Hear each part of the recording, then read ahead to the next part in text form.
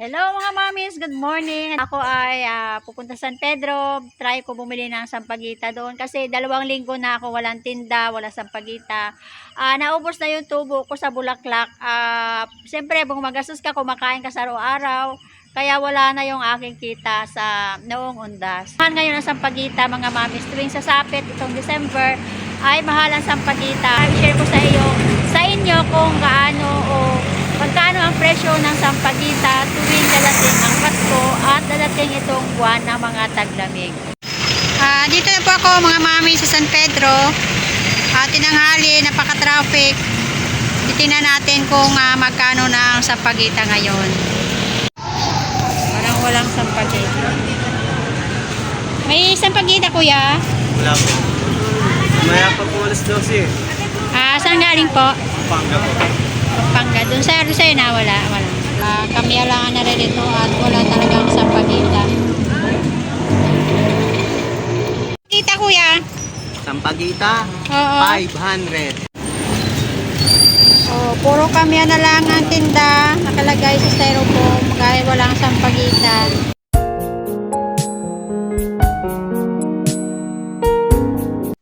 Maraming nag-aantay ng sampagita.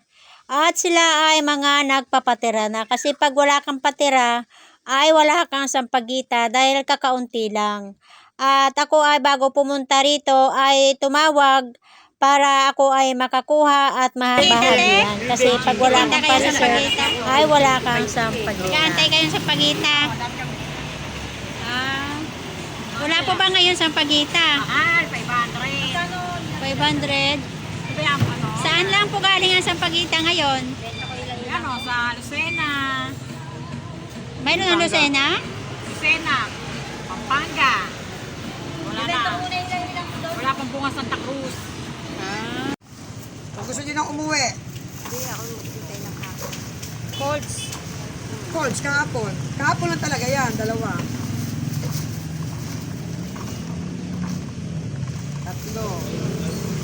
Are, bakit kayo ka lang napunta? Napakamahal talaga ng sampagita tuwing dadating ang taglamig, malapit na December.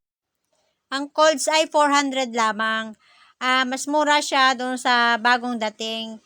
Pero ito ay hindi pwedeng tatagal. Kailangan ito ay tuhugin na agad at ititinda na agad kinaumagahan. Kasi madali na siyang masira. Kaya hindi ako kumuha ng Colts. Ako ay malayo.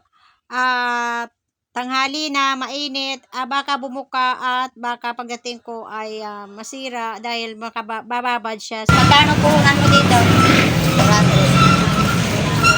400 ang puhunan ni Utoy. Kalahati tabong sampagita, ilang ilat, kamya. Saan galing kuya yan? Ako na po. Galing? Sa Pampanga, sa Tarlac. Yan Tarlac, po. layo pa. Namumuti-muti pa po. At may pangalan po pong Onat at saka Ruda. At pa po, ang kasunod na lumalabas, nuwakas na rin po.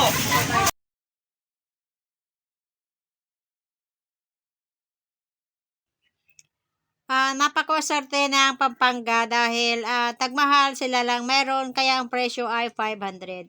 Ito ang sinasabi ko po sa mga vlog ko na ang sampagita, pag talagang swertehin ka, ay ikaw lang ang mayroon at yung ibang lugar ay wala. Kaya maganda talaga po magkaroon ng sampagita plantation.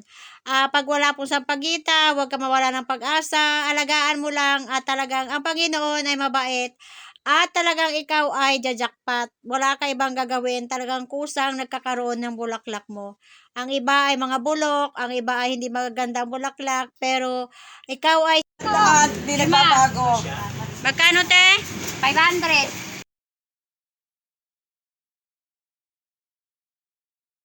Dahil mahal ay bumili lang ako ng 2 tabo.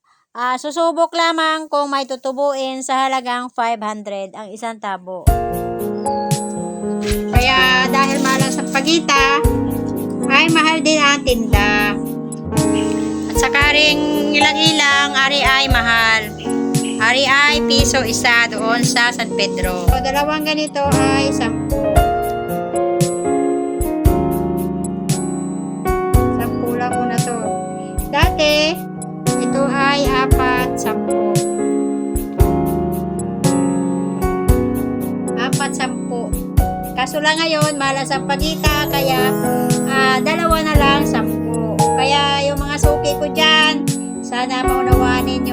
talagang mahal ang sampagita. Kaya naman ito ay aking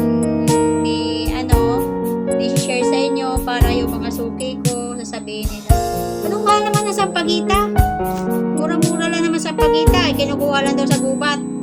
Hindi po talaga ninyo alam na sampagita ay may buwan po talaga, nagmamahal talaga siya.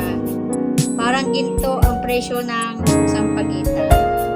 Kaya mga mamis, lagi ko sinasabing magtanim na sampagita dahil pag ganitong tigwalang sampagita ay mahal naman ang sampagita pag ikaw lang ang mayroon. At pag naman dumami, mura, ay madami ka naman bulaklak. Hindi ka mawawala ng pera.